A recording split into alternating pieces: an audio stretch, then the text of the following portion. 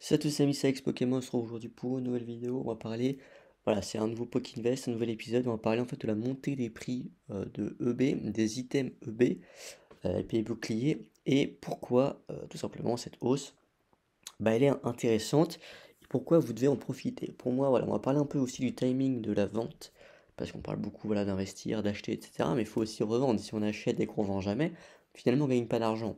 Et ça, il faut bien le prendre en compte parce que c'est plus simple d'acheter que de vendre, parce que on a le FOMO, Fear of Missing Out, en fait, la peur de perdre quelque chose. Et donc, on a toujours la peur de se dire, si je vends maintenant, voilà, est-ce que dans 6 mois, finalement, je ne m'en mordrai pas les doigts parce que l'item aura fait x2. En soi, on peut se dire ça tout le temps. C'est-à-dire que c'est impossible d'avoir le meilleur timing de vente, comme c'est impossible d'avoir le meilleur timing d'achat.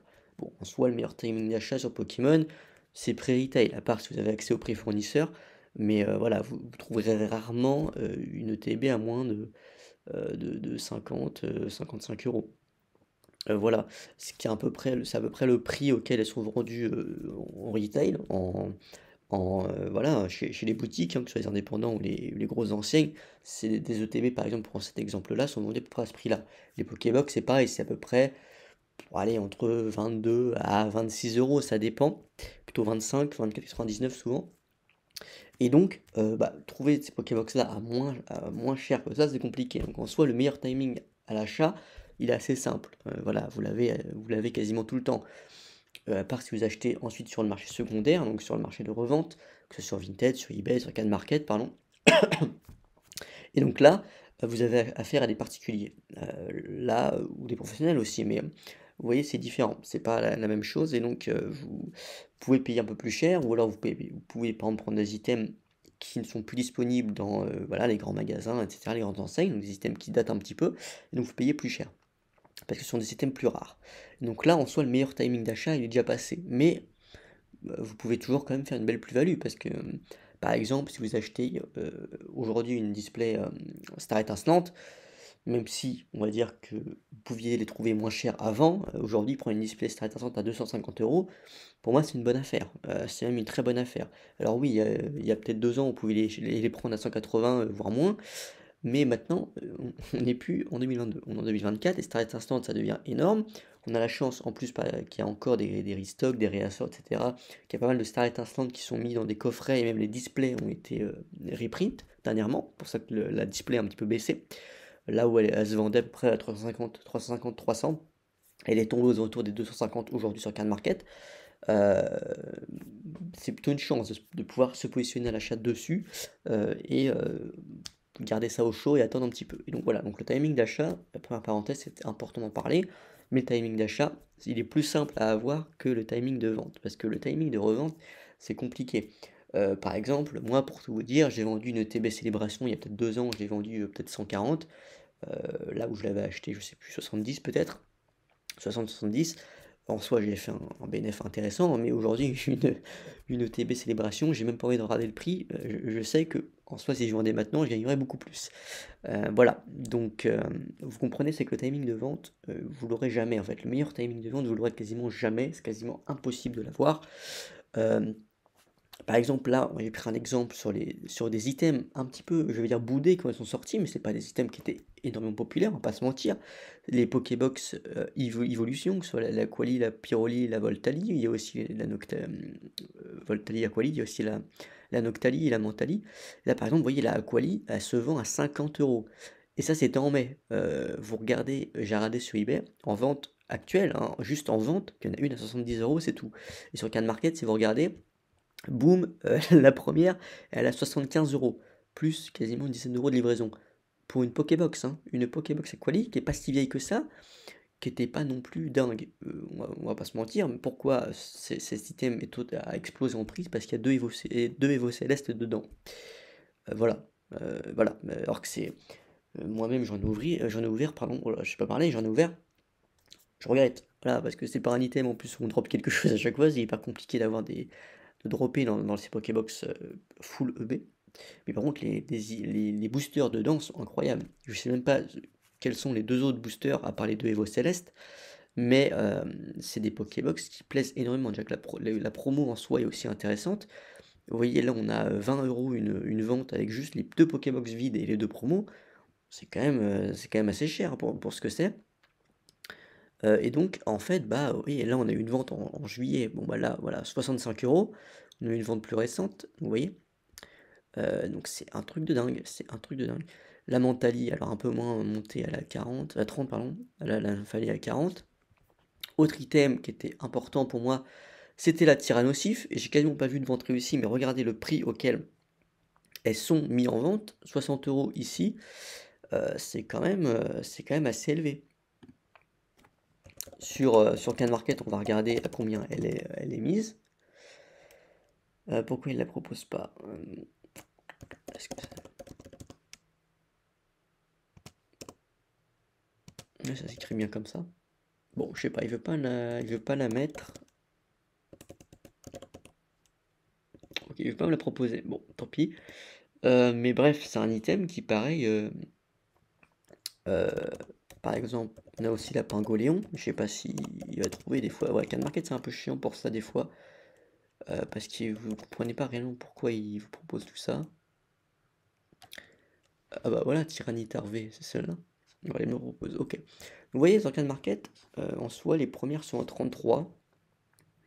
Mais c'est quand même déjà, il y a une petite hausse, hein, dessus. Alors Can Market toujours en dessous de de la cote eBay, hein, en soi. Parce que vous voyez, là, hop, boum, elle est à 37. Là, elle est à 50. Voilà, donc la Can Market toujours en dessous de eBay. Parce que Can Market, souvent des professionnels, donc ont accès à des prix plus intéressants, là où eBay, bah, c'est des particuliers qui, par exemple, achètent en magasin, hein, qui achètent prix retail, en fait, hein, donc qui revendent après, donc une marge moins importante. Obligé, du coup, de vendre plus cher pour faire une marge équivalente. Euh, et donc, en fait, c'est des items qui n'étaient pas du tout populaires. Ça, j'en ai ouvert pareil, c'est des items horribles à ouvrir parce qu'il n'y a rien du tout dedans. Je crois qu'il y a un booster soleil et lune, il y a du style de combat aussi. C'est des items qui sont pas bons du tout.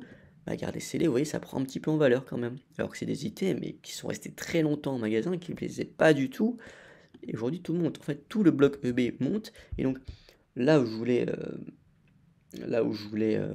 en venir, c'est que le vendre, c'est important. Voilà, faut pas se poser trop de questions, faut pas se dire je vais encore attendre, je vais encore attendre, je vais encore attendre, parce que en fait, pour faire grossir une collection, c'est pas compliqué. C'est-à-dire que vous vendez et vous rachetez avec ce que vous avez gagné lors de la vente. Euh, Entre guillemets, pour que votre collection soit autofinancée, votre investissement soit autofinancé, pour créer de l'effet cumulé. Par exemple, vendre une Pokébox Aquali à 60 € et racheter une ETB derrière, moi je pense que c'est plus intéressant que de garder la Pokébox Aquali. C'est mon avis. Parce que une ETB, par exemple, c'est un item qui a quand même un plus fort coefficient multiplicateur, qui peut potentiellement plus exploser à la hausse que la Pokébox. La Pokébox c'est à 60 €, voire même plus. C'est déjà une belle hausse. Je suis pas certain non plus qu'elle aille encore plus haut. Sachant qu'il n'y a que deux boosters Evo Céleste. Alors c'est déjà beaucoup, hein, mais bon, Evo Céleste pour moi est déjà très très haut en termes de prix. Je pense pas non plus on arrive tout de suite à 50 € le booster Evo Céleste. Donc bon, ça c'est mon opinion. Donc voilà, c'est aussi important de vendre des Pokébox. Par exemple, on passe d'une Pokébox à une display, donc, pas une display, une ETB. Donc vous voyez qu'en fait, vous êtes gagnant. Alors évidemment, prenez pas une ETB, on va dire, qui plaît pas. Voilà, prendre une ETB mascarade, c'est pas forcément le move le plus intéressant. Mais par exemple, Force Temporelle, à mon sens, c'est une bonne ETB. Faille Paradox, pareil, ce sont de bonnes séries, et ça, pourquoi pas. Euh, Même les ETB Flamme Obsidienne, mine de rien, ont vraiment pris pas mal en prix.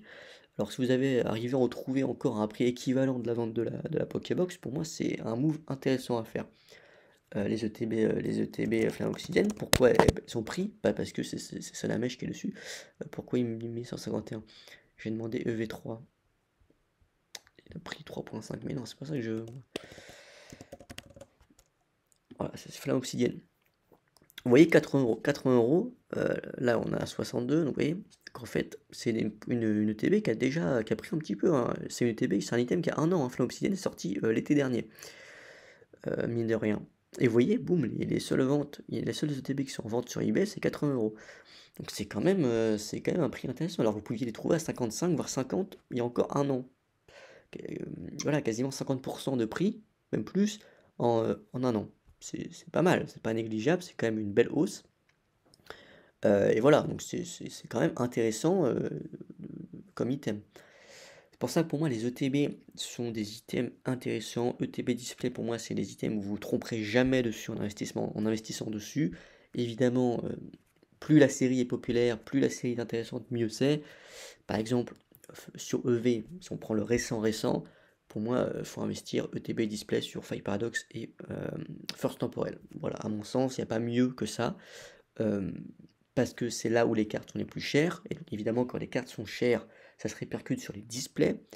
Parce qu'évidemment, vu que les cartes sont chères, les gens ont envie d'ouvrir des boosters, les gens ont envie de tenter leur chance pour potentiellement les paquets. Et donc, des cartes chères dans une série, c'est un signe de bonne santé, entre guillemets, ça montre que la série est populaire et que la série va prendre sur son scellé, sur ses items scellés. Si, voilà, s'il n'y a pas forcément de carte qui plaît, c'est compliqué. Regardez EV1, c'est compliqué, il n'y a pas forcément de cartes qui cotent énormément. Sur EV2, c'est pareil. EV3, c'est pareil. EV4, EV5, c'est pas du tout la même chose. EV6, par contre, pour moi, pareil, c'est compliqué aussi. Parce que oui, vous avez le Amphinobi qui cote, mais le Amphinobi, honnêtement, il y a peu de personnes qui l'achètent à 200 €. Voilà. Non, il va pas le proposer là. Mais le Amphinobi, honnêtement. Non, ok. Donc comment on pourrait le trouver?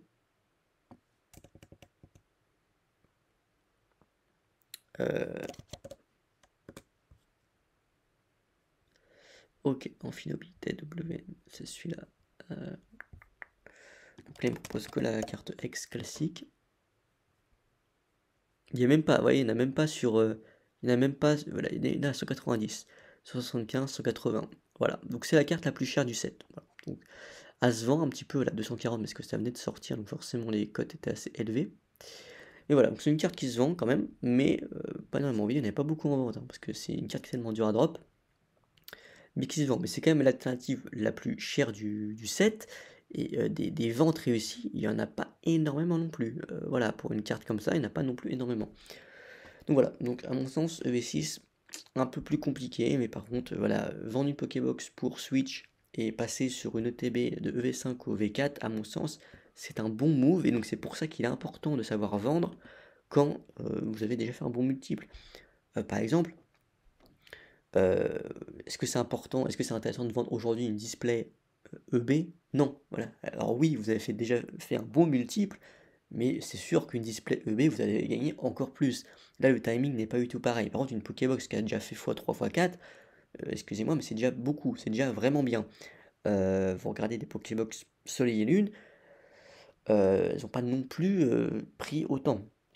Elles sont chères aussi, plus chères encore, mais je veux dire, comparativement au temps passé de ces Pokébox et par rapport au temps passé, au temps, on va dire, de sortie de ces Pokébox Soleil et Lune, on va dire que EB a pris un ratio de pourcentage plus important. Je sais pas si c'est très clair, mais voilà. En gros, ce que je veux dire, c'est que c'est déjà assez inespéré un petit peu ces hausses sur ces Pokébox-là. La Tyrannosaurus, la Pangolion à 40 €, c'est pas forcément intéressant de la vendre maintenant, même si à 40 € en soi c'est intéressant, parce qu'il y a eu tellement, c'est des Pokébox qui ont tellement été imprimés, et qui ne sont tellement pas vendus, que passer de 25 à 40, c'est déjà beau. Franchement, c'est déjà beau.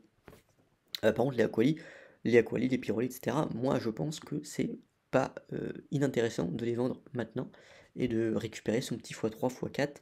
Je pense que c'est quand même intéressant. Voilà, donc c'est tout pour cette vidéo, c'était important voilà, de vous le dire. N'hésitez pas à regarder vous, si vous avez stocké des Pokébox, des coffrets EB. Alors il y a un restock des coffrets Fulgudog dernièrement, donc les Fulgudog ont pris un petit peu, on va dire, en termes de cotes, les cotes ont baissé. Pourtant il y a du Evo Céleste. Je sais que les coffrets Dracolos, j'en ai vendu, ça c'est pareil, c'est un coffret qui a énormément pris. Et voilà, donc n'hésitez pas à regarder si vous avez des coffrets qui ont pris énormément en code, des Pokébox, voilà, regardez un petit peu ces Pokébox de EB, ces items de EB qui ont compris en code. Ça peut être intéressant de les vendre potentiellement pour racheter des items plus importants, récents. Et voilà, et pour faire du flip, en fait, c'est ça Pokémon, hein, faut flip, faut faire du flip, on prend un item petit en soi, on fait une belle plus-value, et on passe sur un item plus important, qui nous rapportera une plus-value encore plus importante dans le futur. Voilà, c'est comme ça qu'il faut fonctionner, c'est comme ça qu'il faut penser. Faut pas se dire, je vais attendre, ça va continuer de monter, parce que oui, oui, sans doute, mais on va dire, vous ferez grandir moins vite votre collection. Voilà. Ou alors, vous devez sortir votre argent de plus. Voilà, c'est pas pareil. Si vous voulez autant financer votre collection, c'est important de savoir vendre et de savoir vendre, on va dire, ne pas non plus être trop gourmand, ne pas trop en vouloir et savoir, voilà, savoir être raisonnable, on va dire, dans les délais d'attente, pardon. Voilà, c'était Alex Pokémon, j'espère que cette vidéo vous a plu. N'hésitez pas à me dire ce que vous pensez un petit peu de tout ça, de mon avis. Si vous avez des items que vous pris pas mal en valeur, n'hésitez pas à me dire tout ça en commentaire. Je vous rappelle, vous avez 15 € offerts sur Whatnot, c'est le premier dans la description. Ciao les amis.